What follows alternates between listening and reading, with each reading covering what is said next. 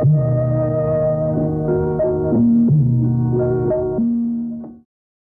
would like to begin my talk today with a quote from Sardar Vallabhbhai Patel.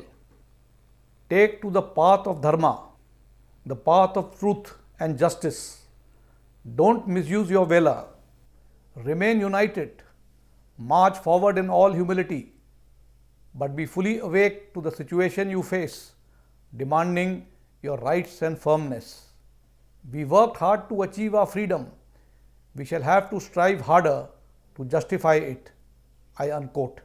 Distinguished guests, ladies and gentlemen, it is indeed an honor for me to be invited to deliver the Sardar Patel Memorial Lecture this year, organized by Prasar Bharati in memory of the visionary role model for many, Sardar Vallabhbhai Patel, who is fondly remembered as the Iron Man of India.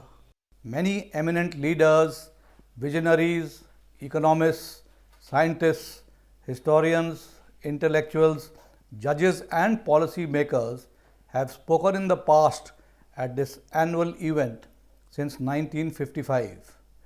Being the first uniformed soldier to speak at this event is indeed a privilege, and I shall dwell on a topic close to my heart, that is, role of Indian Armed Forces in nation building. Realizing that no nation state can be built without first creating and inculcating nationalism, Sardar Patel had envisioned an Indian nation united in our diversity, resolute and determined to emerge as a power, capable of rising to any challenge based on our internal strength.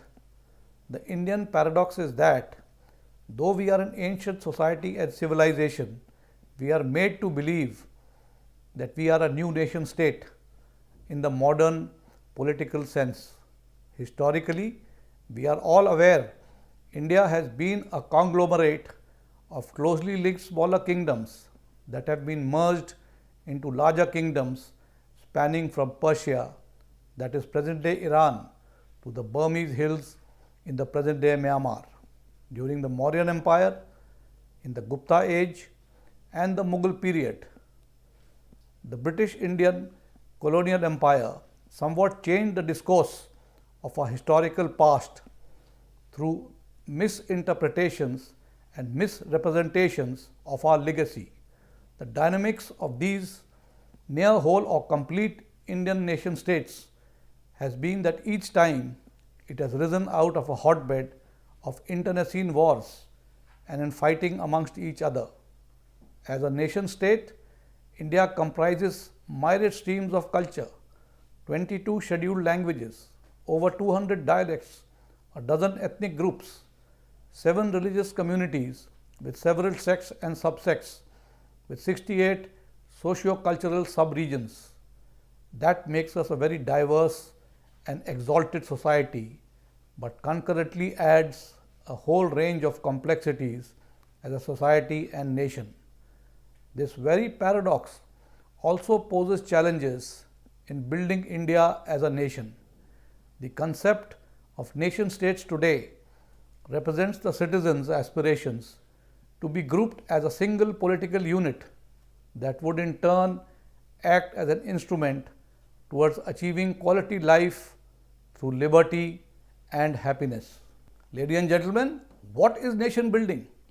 It is economic development and industrialization.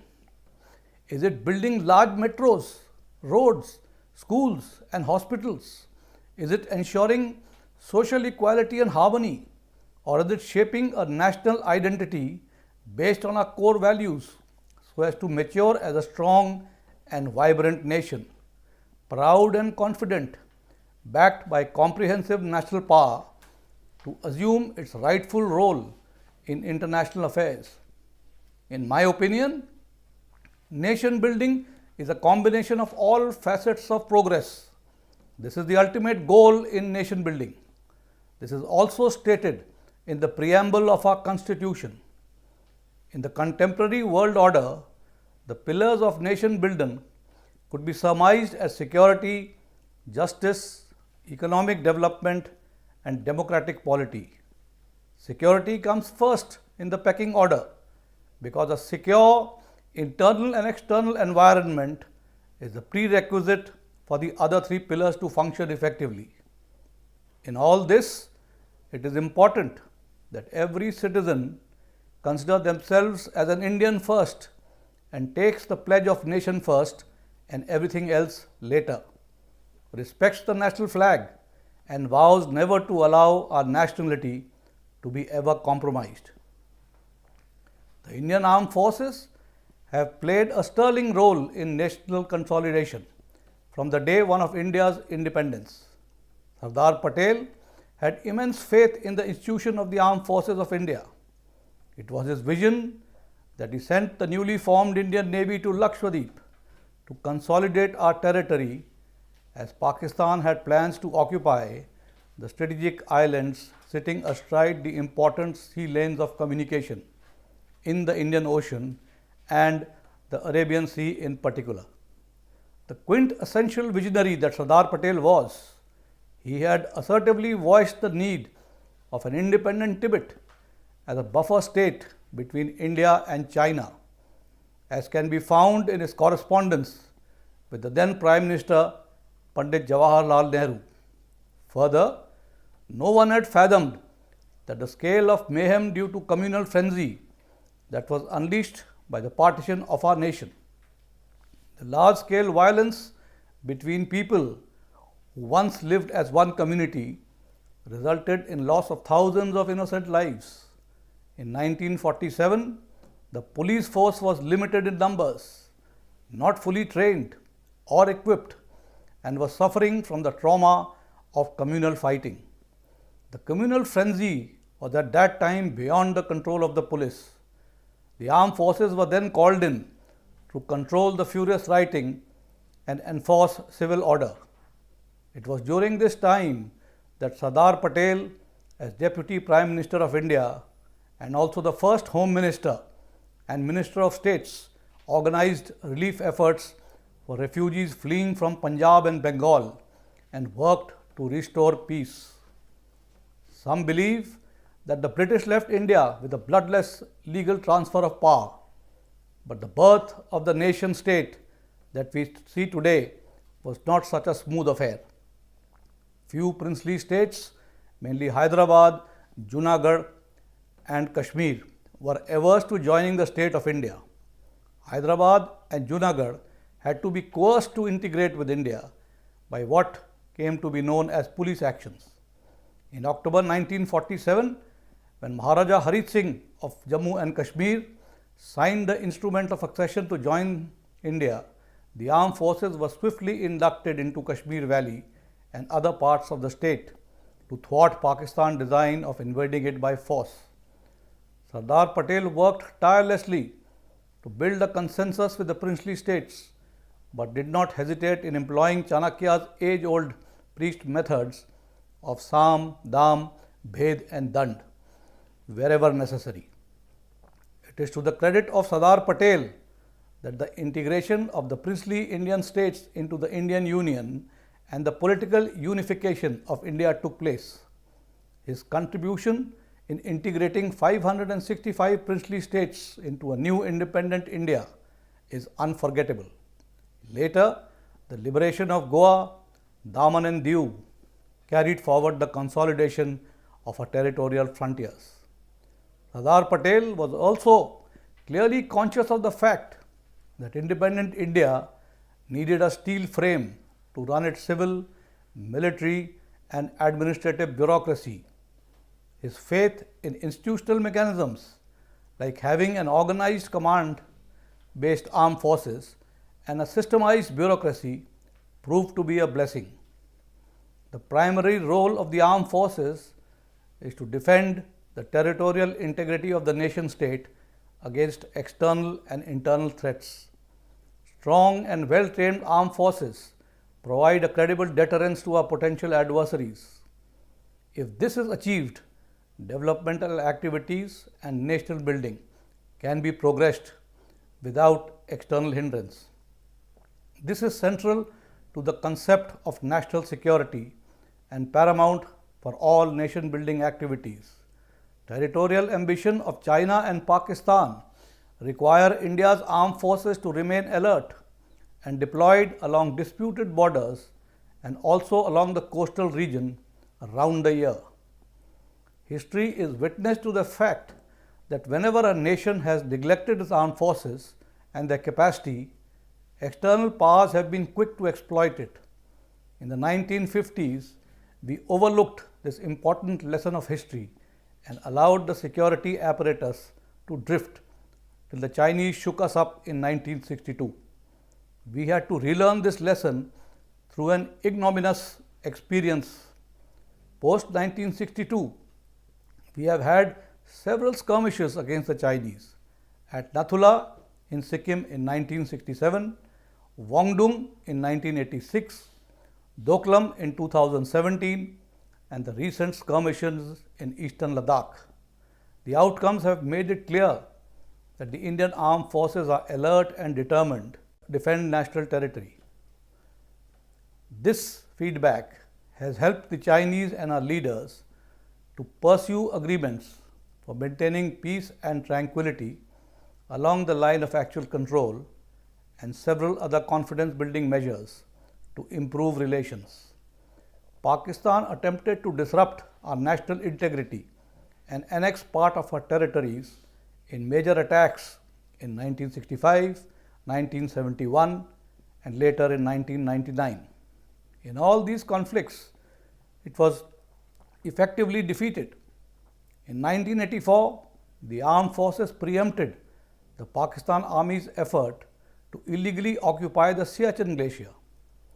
Its many other minor intrusions and skirmishes along the line of control too have been effectively foiled. In addressing the contribution of Indian armed forces in nation building, the starting point lies in understanding India's military legacy. Military history, in its outlook and purpose, is heavily dependent on traditions of service imbibed over years of our blood-stained history. These traditions, almost sacred to soldiers, can be traced upwards to patriotism and downwards to self-pride. These traditions date back to the days of the Mahabharata. The Bhagavad Gita says, "Considering your own duty, you shall not waver." In the same lines, all cadets of Indian Military Academy, before culminating their training, take allegiance to the oath which reads, "The safety, honor and welfare of your country come first, always and every time. The honor, welfare and comfort of the men you command come next. Your own ease, comfort and safety come last, always and every time." An oath is the bedrock of the true military profession, which differentiates it from all other professions. Earlier, the oath was based on the concept of Naam, Namak and Nishan. Be honorable, true to your salt, and uphold the flag. Today, this oath is to the Constitution of Democratic India. The armed forces are a true reflection of the basic national concept of unity in diversity. In an exemplary role model for the rest of our countrymen, soldiers of all classes, castes, creed, and religion are able to serve the nation with total dedication, living together in barracks, eating from the same kitchen, speaking the same language, and observing each other's religious festivals. Secularism, ladies and gentlemen, discipline, integrity, loyalty, esprit de corps are essential values inculcated among our men. Such motivated people not only make efficient and dedicated soldiers in service, but even after leaving the services, continue as nation-building role models for others. An important legacy of the Indian Armed Forces has been its totally apolitical outlook. As I have stated earlier, a soldier's oath is to the Constitution of India and to the constitutionally elected central government. The ideology of the political parties or their hue and color does not concern the armed forces. Our armed forces, unlike those of some neighboring countries, have stuck to the concept of loyalty to the constitutionally elected government. They have thus contributed to the political stability of the nation and enabled it to develop its unique democratic political ambience. India is a vast country. Some of our people are living in remote border areas far from the Indian heartland. The armed forces have played a significant role in integrating people of these areas and border states into the national mainstream. Many a times, a soldier was the first Indian to reach out to these areas and rekindle the nationalistic and patriotic feeling in the local population. Deployment of the armed forces enabled governmental infrastructure to follow in the remote areas of Arunachal Pradesh, Mizoram, Manipur, Nagaland, border areas of Uttarakhand, Himachal Pradesh, and parts of Jammu and Kashmir and Ladakh. Till the late 1950s, the important Buddhist town of Tawang had very little administrative links with India. The civil government representatives were located many miles short at Bomdila. Even today, most Indians do not know where places like Mon, More, Gyagong, Taksing, or Vijayanagar are located. The credit for initiating the feeling of nationalism in such areas goes to the armed forces. The very establishment of a military station generates a certain amount of business and developmental activities in and around the station.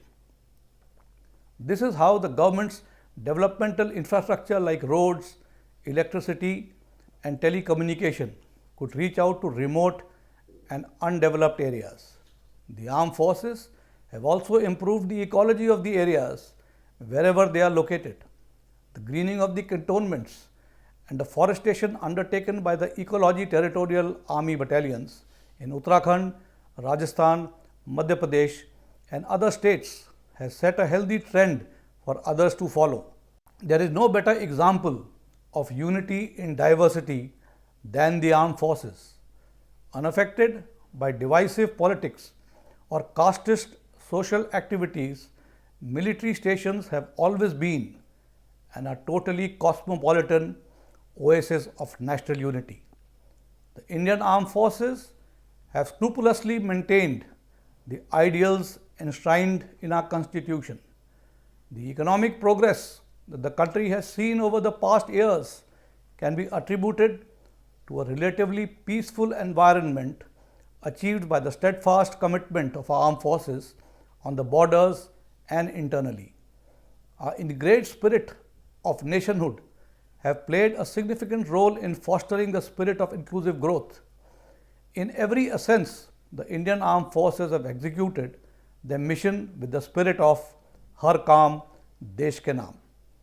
I shall now seek to highlight some of the other significant areas where the Indian Armed Forces play a stellar role in nation building and where in the coming years there portends a larger role for them to shape the destiny of our nation. With a combatant manpower of nearly 14 lakh personnel, the armed forces represent motivated, trustworthy, physically and mentally conditioned youth for undertaking challenging assignments. Our personnel imbibe discipline, character, and ideals of selfless service, and also have some of the best developed skills, technical, social, leadership, importantly, which are adaptive towards nation building efforts. Our cantonments in military stations in remote areas have contributed to the local economy through developmental projects, increased connectivity, and indirect effects like increase in real estate valuation and so on. The armed forces have played a crucial role in bringing peace to regions where our misguided youth have been swayed by the adversary. In addition to ridding violence and fear of terrorism, human security has been the focus of area through extensive public support, human resource development, seamless supply of essential commodities, etc. The armed forces have been able at the forefront of helping build the country through development initiatives. The untiring efforts of the Border Road Organization by connecting the remote and far-flung areas, by building roads and bridges, aim at integration of the people of our country.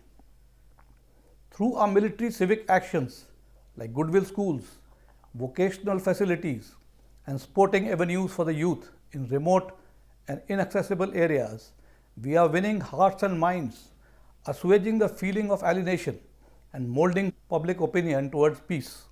The National Cadet Corps, which was enacted through an Act of Parliament in 1948, has students from schools and colleges all across India and has wings from all the three services. Out of a total of 721 districts in India, NCC is covered in 716 districts. A total of 17,644 schools and colleges, both government and private, are enrolled in NCC. Further, 8,902 institutions are waitlisted to be enrolled. NCC inculcates the spirit of unity and discipline and has helped in nation building by shaping the youth of the nation into dynamic and responsible citizens of the country. Expansion of NCC is therefore being taken up on priority.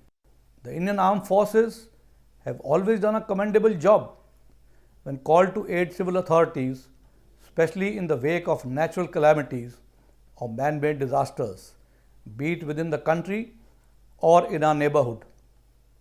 The recent evacuation of Indians from Afghanistan by the Indian Air Force and the best practices displayed by a uniformed medical fraternity in fighting COVID-19 has been appreciated by one and all.